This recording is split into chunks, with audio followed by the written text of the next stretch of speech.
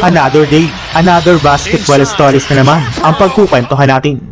At ngayon nga ay pag-uusapan natin ang balitang naghahanda na nga rin pang OKC Thunder kontra sa San Antonio Spurs at ang balitang bagong trade ni Rui Hachimura. Malaki nga po talagang pabor para sa OKC Thunder ang maaga nilang pagpasok sa Western Conference Finals since makakapagpahinga nga po ang kanilang mga players at makaka-recover ang mga ito mula sa kanilang mga natamong injury. In fact, nagamit nga po nila ito para makapaglaro na sa Game 1 ng West Finals ang kanilang second best player na si Jalen Williams. Bukod na rin nga po dyan, ibinulgar na rin naman nga po ng isang NBA insider na sinimulan na nga po ng coaching staff ng OKC Thunder na maghanda sa kanilang makakalaban.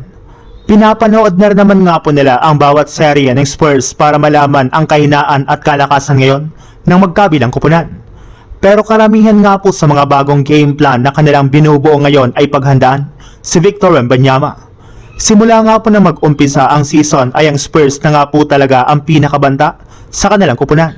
Hirap pa naman nga po sila na sabayan at talunin ang Spurs sa kanilang regular season kaya kailangan nila itong paghandaan ng double effort sa kanilang pagtatapat sa West Finals.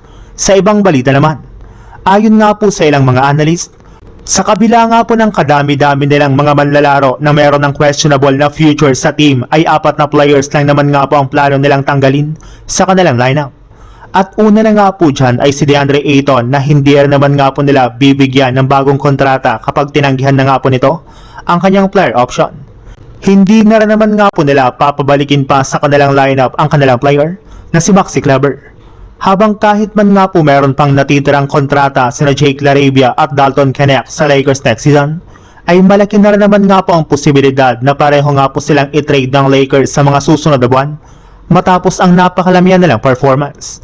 Pero maaari para naman nga po ditong madagdag si Rui Hachimura kung sakali man na makapagdesisyon ang Lakers na gamitin ito sa isang sign and trade deal para makuha ang matagal na nga po nilang target na si Jonathan Kuminga mula sa Atlanta Hawks.